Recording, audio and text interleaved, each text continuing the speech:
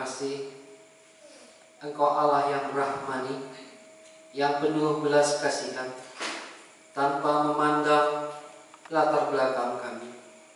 Engkau menerima kami apa adanya, karena kasih-Mu lah yang dapat membawa kami lepas dari hukuman kebinasaan. Kami tahu Tuhan ini semua oleh anugerah-Mu. Berbelas kasihanlah bagi kami.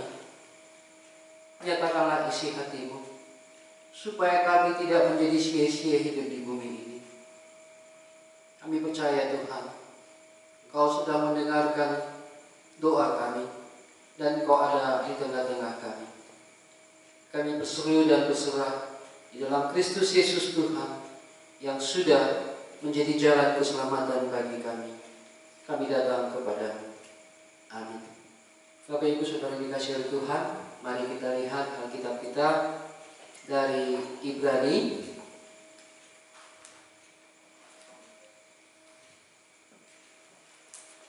Ibrani pasal yang ke-9. Ibrani pasal yang ke-9. Ibrani pasal yang ke-9 ayat yang ke-11 sampai ke-15.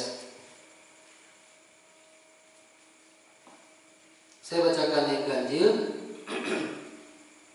kita yang benar. Kristus adalah pengantara dari perjanjian yang baru, tetapi Kristus telah datang sebagai imam besar untuk hal-hal yang baik yang akan datang. Ia telah melintasi kemah yang lebih besar dan yang lebih sempurna, yang bukan dibuat oleh tangan manusia, artinya yang tidak termasuk ciptaan ini. Dan Ia telah masuk satu kali untuk selama-lamanya ke dalam tempat yang kudus, bukan dengan membawa darah domba jantan dan darah anak lembu, tetapi dengan membawa darahnya sendiri.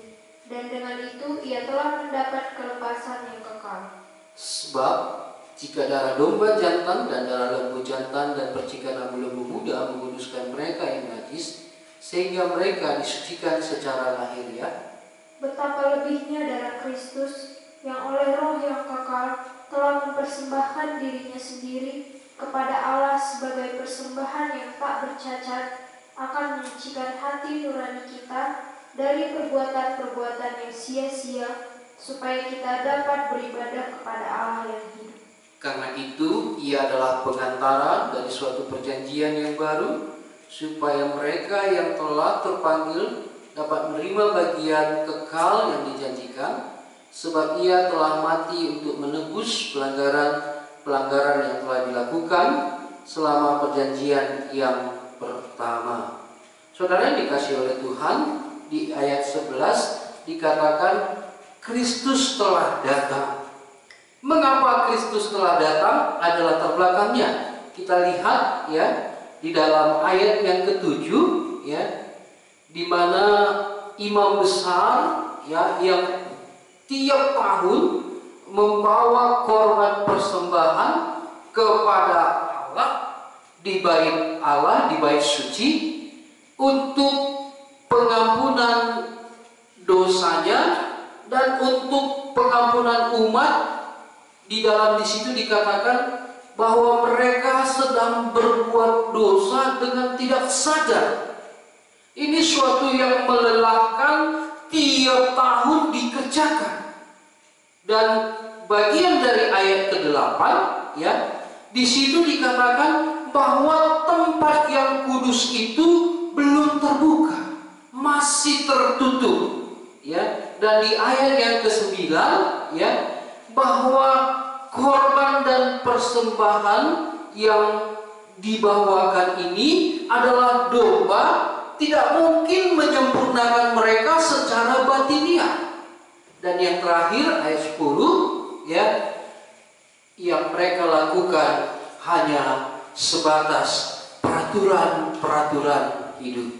Nah, Kristus telah datang sebagai imam besar. Now Jesus come for you and for me. Sekarang Kristus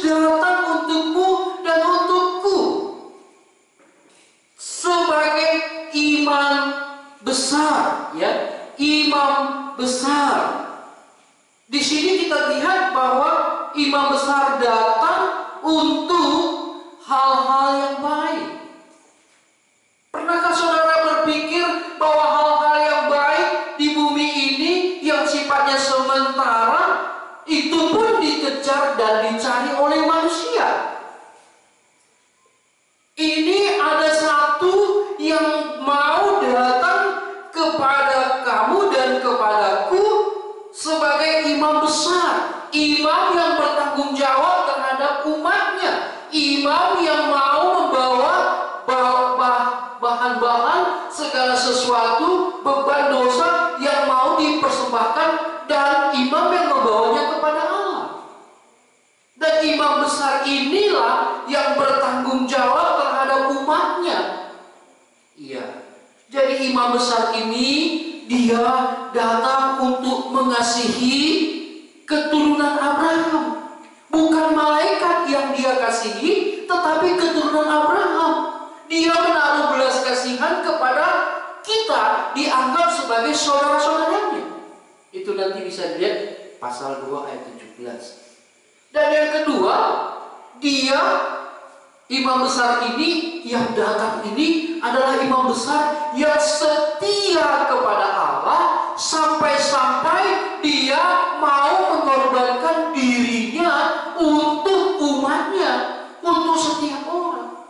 Nah, kalau kita lihat di ayat 11 ini, Kristus telah datang. Jesus Christ is coming. Kalau Kristus datang, apakah kita peduli? Apakah kita respon? Apakah kita butuh? Nah, di sini kita lihat bahwa pernyataan dari kitab Ibrani, kedatangan Kristus sebagai imam besar untuk hal-hal yang baik yang akan datang. How about your future? Bagaimana masa depanmu? Who guaranteed? Who care? Siapa yang menggaransi? Siapa yang menjamini? Siapa yang peduli? Hari ini sudah dituliskan, tetapi Kristus telah datang. Jesus is coming. Kristus telah datang. How about your respect? About your respect? Bagaimana dengan respect kita? Bagaimana dengan respon kita? Saudara yang dikasihi oleh Tuhan, penulis ini berkata, Kristus telah datang sebagai imam besar untuk hal-hal yang baik yang akan datang. Kenapa orang sering sekali putus asa? Kenapa depresi? Kenapa suntuk? Kenapa merasa tertekan? Kenapa merasa buntu?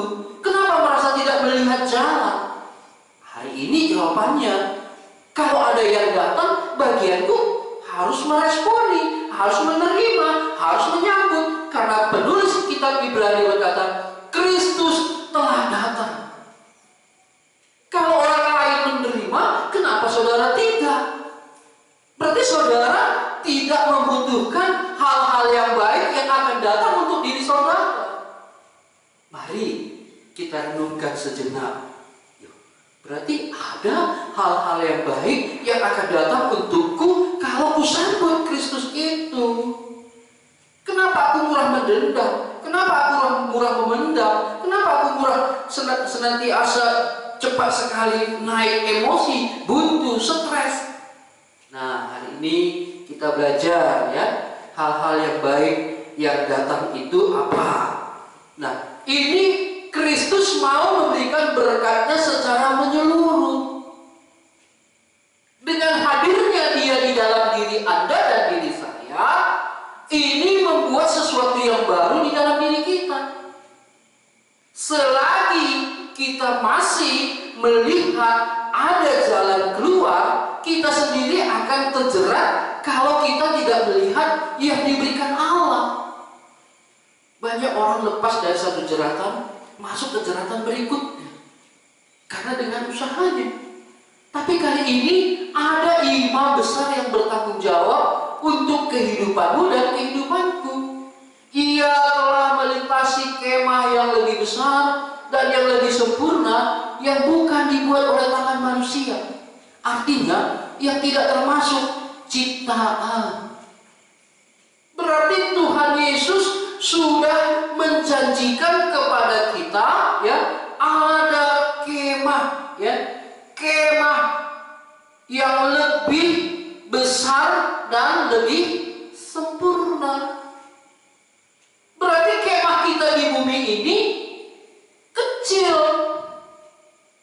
buktinya saya tidak bisa berjumpa lagi.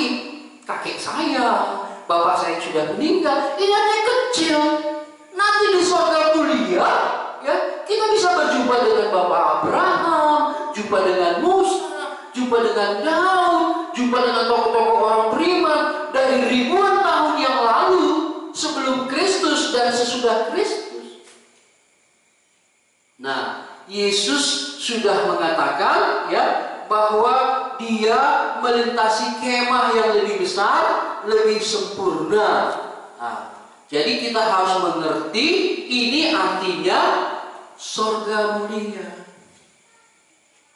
Kalau demikian, terawak, kacamata, pandangan, dan pekerjaan yang dikerjakan Kristus ini disajikannya untuk saudara dan saya untuk tidak mempersulit saudara untuk sampai kepada kekekalan itu. Tuhan Yesus tidak mempersulit. Berbeda dengan perjanjian lama. Perjanjian lama dipersulit dengan attitude yang begitu berat. Di bawah tuntutan hukum Taurat dan melakukannya di dalam pengawasan. Dan kalau laki-laki dewasa itu 3 kali setahun itu harus ke bait Allah, membawa korban, membawa persembahan berupa kambing domba atau lembu jantan. Nah, ini kita bisa melihat betapa indahnya kedatangan Kristus, ya, untuk memberikan hal-hal yang baik untuk kita, ya, lebih besar, ya, lebih sempurna.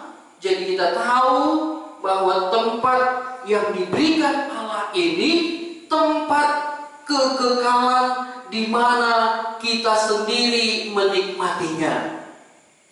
Loh, saya semakin yakin bahwa surga mulia itu semakin dekat, semakin nyata, karena Allah sudah beri panjar anaknya yang tunggal di dalam diri saya. Ketika Kristus hadir di dalam diri saya, maka surga itu turun. Bukan surga yang nyata, surga kecil, ya. Surga kecil, sikap-sikap, suasana nuansa surgawi itu turun di dalam diri saya ketika Kristus hadir dalam diri saya. Maka kemanapun saya sudah punya surga kecil. Di situ ada kesucian, kekudusan, di situ ada pengampunan, di situ ada kebahagiaan, menunggu sampai kepada surga mulia yang kekal. Surga turun, bahagia jiwaku. Jadi ketika Kristus hadir di dalam diri kita, surga itu turun. Jadi gambaran surga itu ada di dalam orang percaya, di dalam orang beriman. Dan di dalam batin ini semakin rindu dengan surga yang mulia tadi. Semakin rindu kemah yang sudah dipersiapkan Allah tadi. Karena kemah kita di bumi ini akan dibongkar. Saudara yang dikasihi oleh Tuhan, Kristus datang dan Dia mau berkemah di dalam hidup kita sebagai panjar, sebagai down payment untuk kita rasakan surga itu turun. Nah, ketika orang sudah menerima Kristus, maka dia melihat dunia ini kecil. Suasana sukacita surgawi itu menguasai hati dan pikirannya. Mari coba nanti tanya kepada orang-orang yang sudah menerima Kristus secara pribadi. Pernyataan ini benar adanya. Maka hari ini kita bisa mengerti Kristus telah datang sebagai imam besar untuk hal-hal yang baik yang akan datang. Dan ini dipersiapkannya untuk kita. Baik, saya rasa sudah jelas ya. Mari kita teruskan di ayat 12. Dan ia telah masuk satu kali untuk selama-lamanya ke dalam tempat yang kudus, bukan dengan membawa darah domba jantan, darah anak lembu, tetapi dengan membawa darahnya sendiri. Dan dengan itu ia telah mendapat kelepasan yang kekal. Jesus is coming. Jesus is coming once for all. Yes, Jesus is coming once for all. Sekali untuk selama-lamanya. Wow, sangat-sangat surprise. Yesus datang dan masuk satu kali untuk selama-lamanya ke tempat yang kudus, bukan dengan membawa darah domba jantan, tetapi dia membawa darahnya. Ini dengan arti dia sungguh-sungguh serius mengasihi engkau dan saya. Dia membawa darahnya. He brings his blood for you and for me.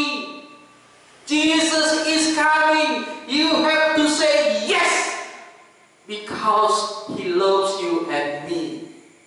Yesus datang masuk satu kali untuk selama-lamanya, untuk pengampunan, untuk penebusan, untuk keselamatanmu dan keselamatanku. Seharusnya ada di dalam hati meresponi, yes, I receive you Jesus Christ, I receive you Lord. Aku terima kau Tuhan.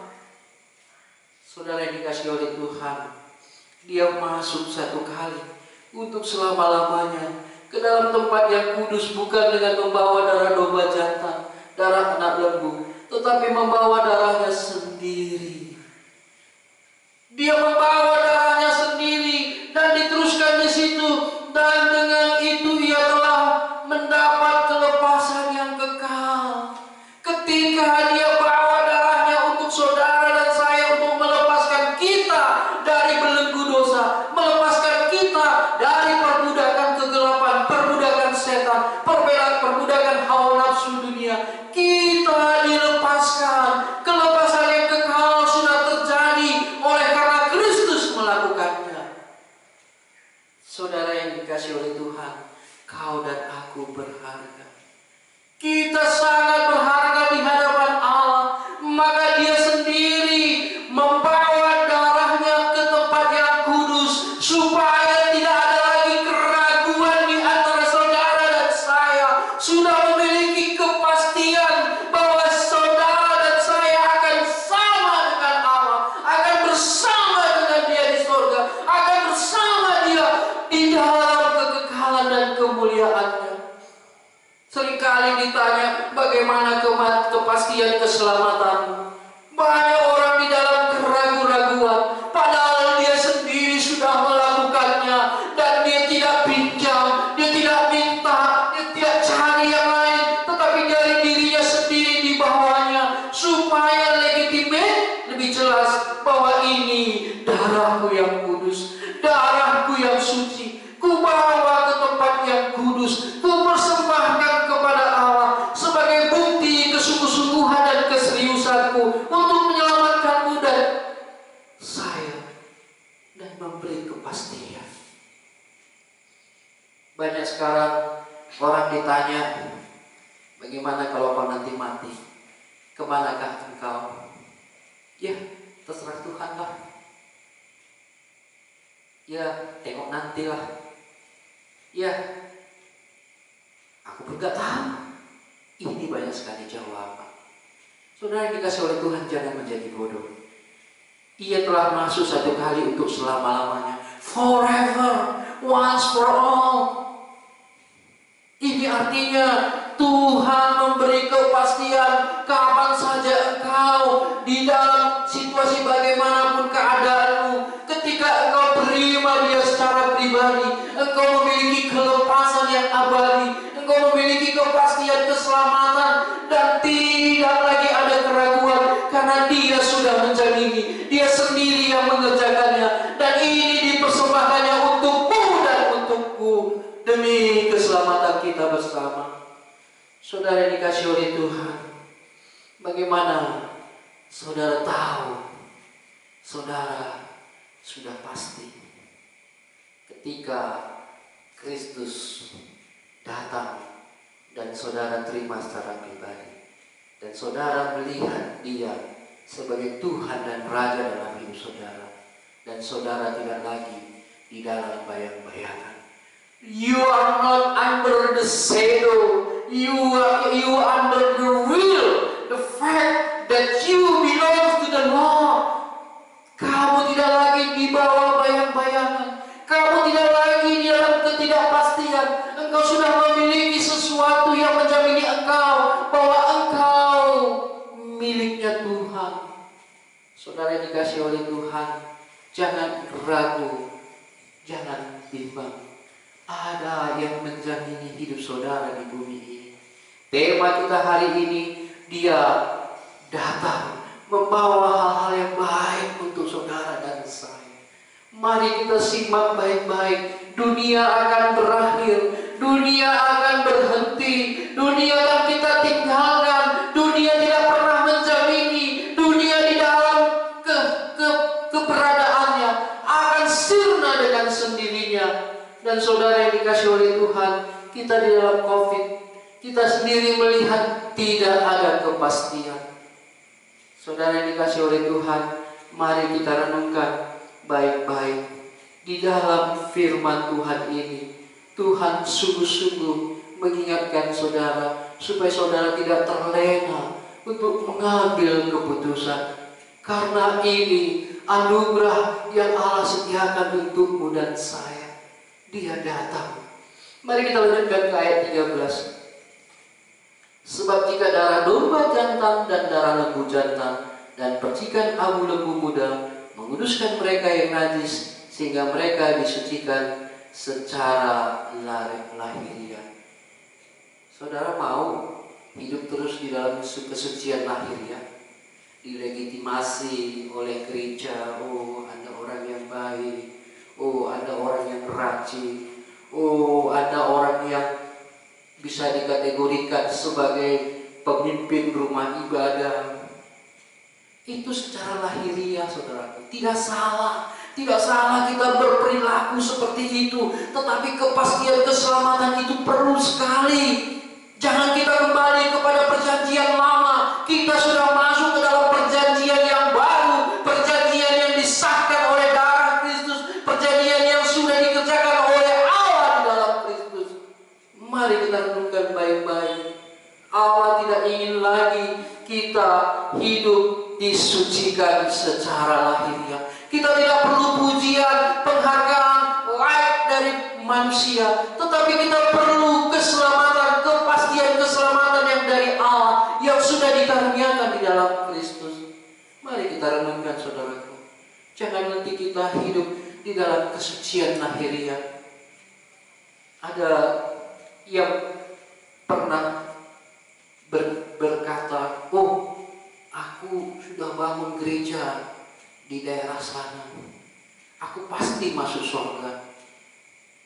Ada lagi marga, nggak usah saya sebut, dia berkata, gereja yang di sana itu setengah saya yang membangunnya. Jadi kategori lahiriah yang seperti itu nggak laku di hadapan Allah, saudara. Nggak laku. Karena keselamatan yang begitu sempurna, keselamatan yang begitu mulia, keselamatan yang begitu mahal, keselamatan yang begitu hakiki, yang telah Allah persiapkan, tidak ada lain selain daripada Kristus. Dan itulah yang membuat orang Yahudi tidak bisa terima Yesus Kristus. Maka mereka menyalibkannya. Karena mereka bertahun-tahun sudah mengerjakan secara lahiriah. Tetapi ada perjanjian baru, perjanjian yang dari Allah. Keselamatan hanya ada di dalam Kristus.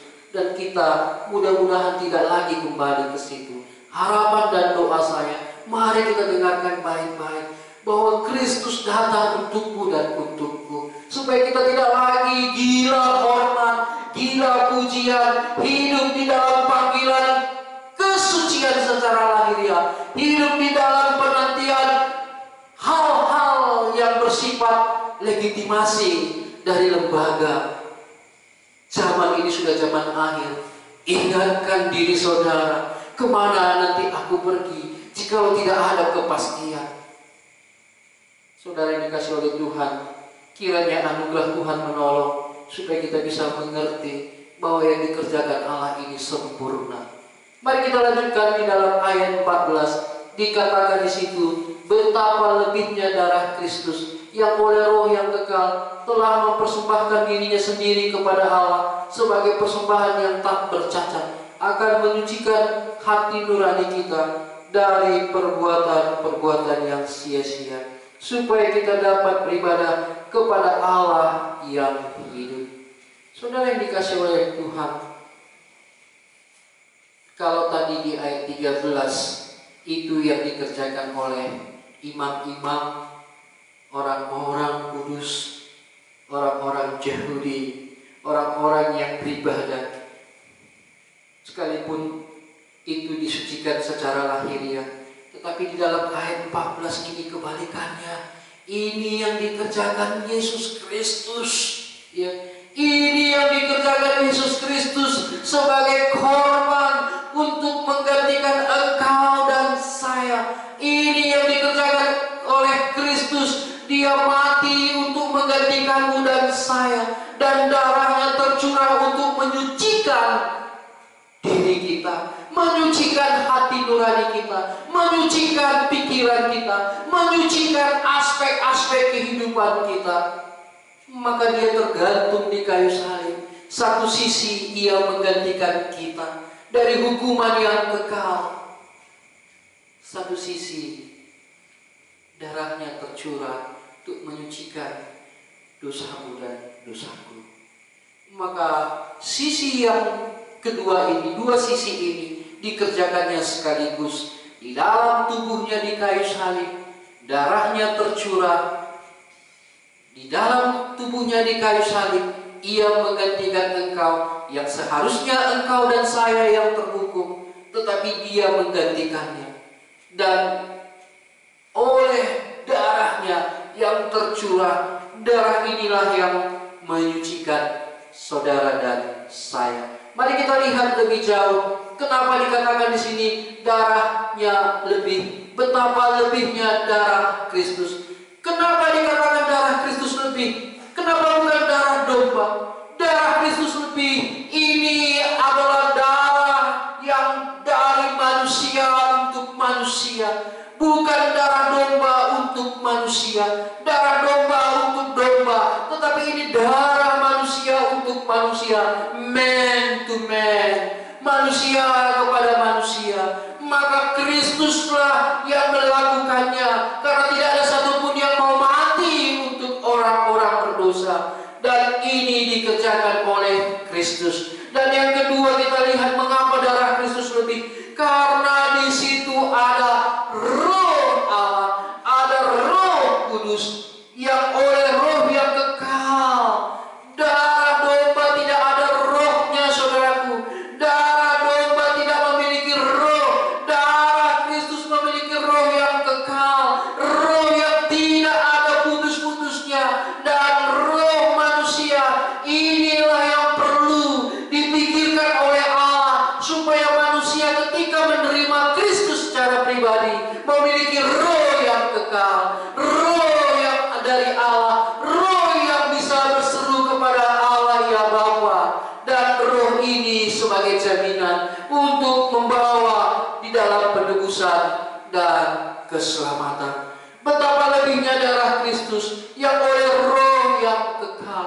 Kenapa darah Kristus lebih? Karena ada roh yang kekal. Dan seterusnya dikatakan di sini, telah mempersembahkannya, telah mempersembahkan dirinya sendiri kepada Allah. Kenapa darah Kristus lebih? Darah ini, darah yang suci, darah yang kudus, darah yang dipersembahkannya sendiri kepada Allah. Dia tahu yang kita tidak tahu. Kita tidak tahu bagaimana untuk menyucikan kepala kita, menyucikan hati kita, menyucikan hidup Kita tidak tahu bagaimana hidup di dalam kesucian. Kita tidak tahu barometer kesucian. Tetapi Allah sudah menaruhkan Kristus, dan oleh darahnya kita bisa menerima sebagai korban, sebagai persembahan yang diberikan Kristus dan dibawanya kepada Allah. Ini darahku untuk menyucikan mereka, supaya kita bisa disucikan. Dan ini dipersembahkan sendiri kepada Allah sebagai persembahan yang tak bercacat, sebagai persembahan yang tak bercacat, akan menyucikan hati nurani kita. Saudara dikasih oleh Tuhan, kenapa hati kita sering sekali terganggu, bahkan mungkin bertahun-tahun tertekan?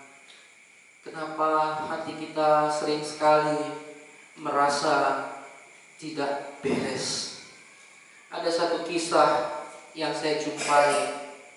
Seorang anak gadis hidup di dalam dendam, hidup di dalam kebencian, hidup di dalam emosi yang meluap-luap. Kasusnya, ibunya lagi sakit, dan ibunya sudah divonis dokter tidak lama lagi akan meninggal. Tetapi ayahnya bukan semakin mengasihi ibunya, tetapi ayahnya sudah mengambil penghiburan dengan berpacaran dengan wanita lain. Dan si gadis ini sudah mendendam ketika ibunya meninggal, ayahnya kawin dan kepada wanita yang tidak bisa diterima oleh anak gadis ini. Bertahun-tahun dia di dalam tertekan perasaan, bertahun-tahun dia di dalam sakit hati, bertahun-tahun dia di dalam kebencian, bertahun-tahun dia di dalam emosi yang tidak stabil. Maka hati nuraninya sudah tidak lagi menjadi seorang wanita yang seharusnya wanita yang lembut, wanita yang ramah, dan emosi yang membludak. Saudara yang dikasihi oleh Tuhan, begitu disinggung tentang wanita ataupun pasangan dari ayahnya itu, dia mukanya berubah, marah, emosi. Dan taulah kita bahwa hati nuraninya sedang di dalam gangguan kegelapan.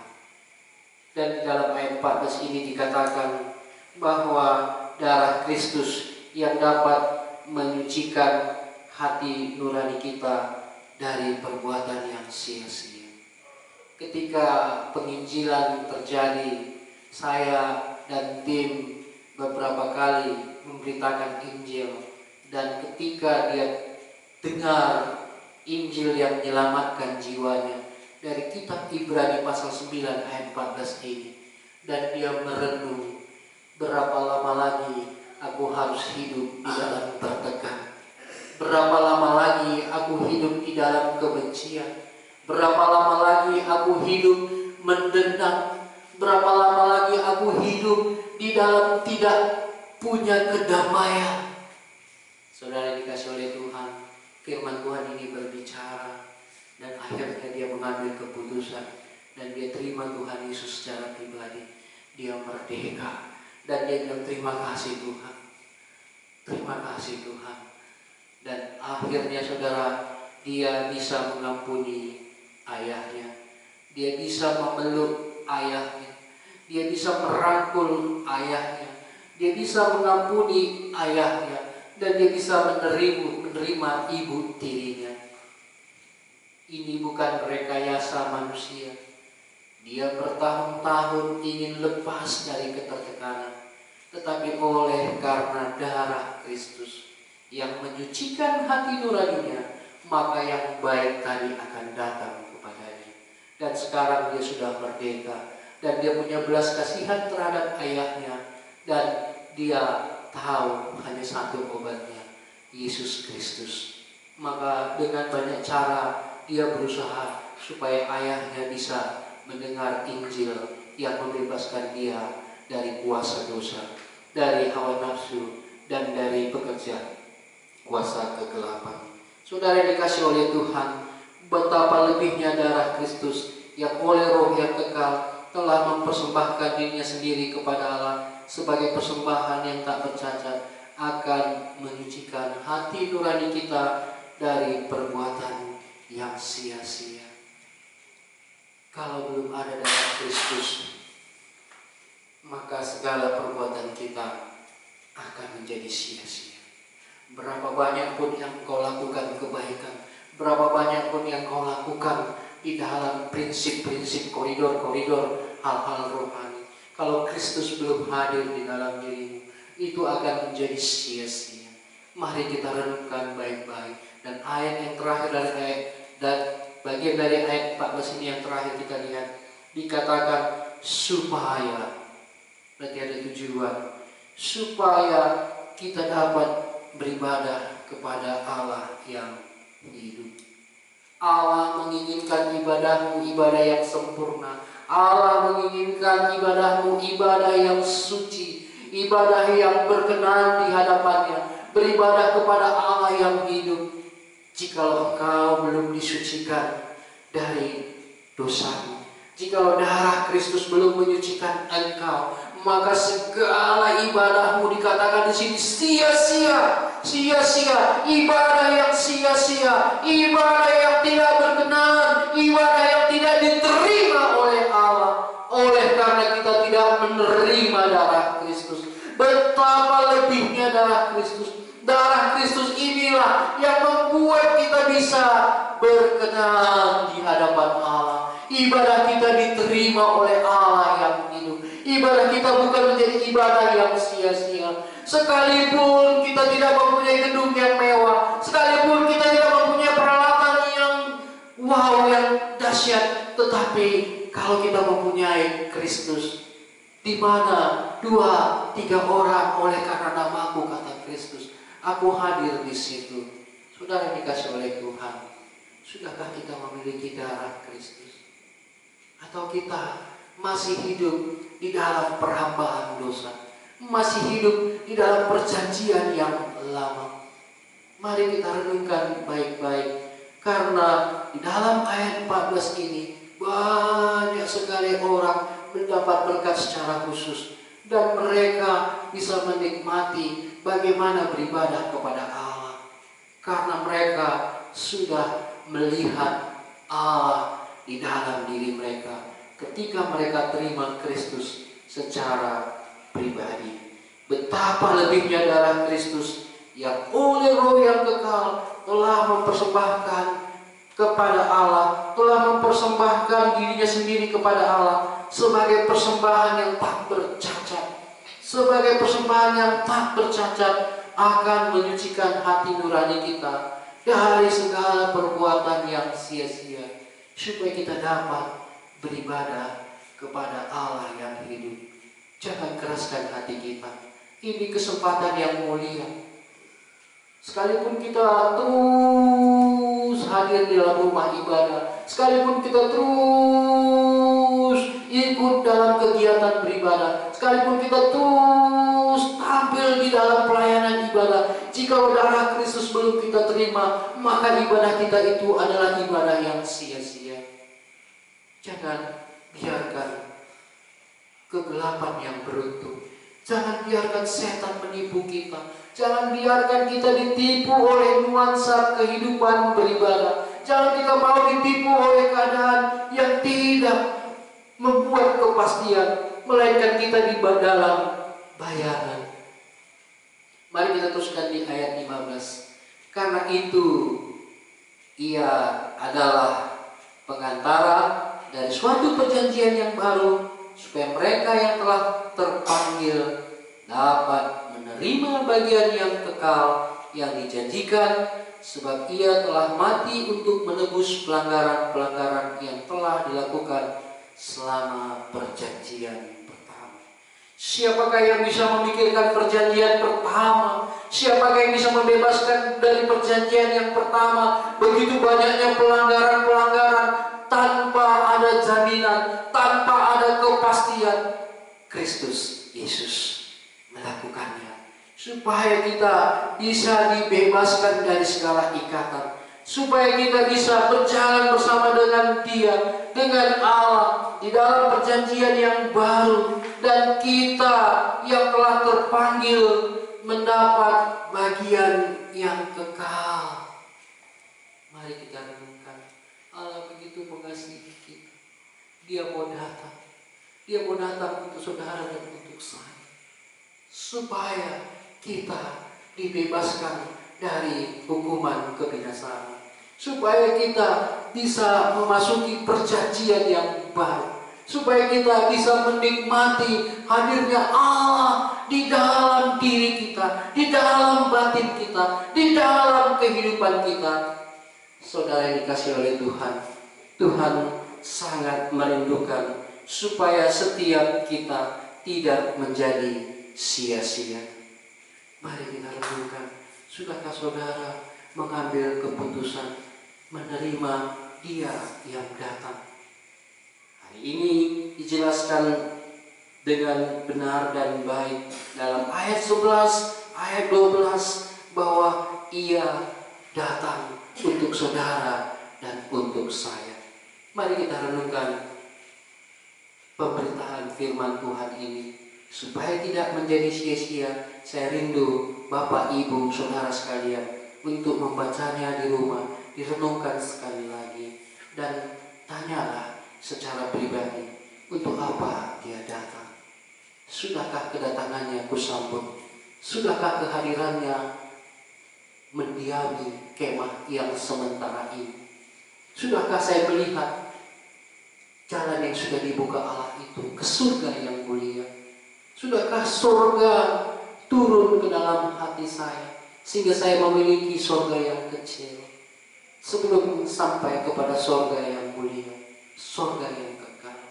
Ketika kita terima Kristus secara pribadi, maka surga turun, dan itu menjadi kesejukan bagi kita pribadi lepas pribadi. Mari kita bersatu di dalam doa. Kami bersyukur Tuhan, Engkau sangat mengasihi kami. Engkau datang mempersiapkan hal-hal yang baik untuk kami, supaya kami tidak menjadi kecewa, supaya kami tidak menjadi tersesat, supaya kami tidak menjadi binasa.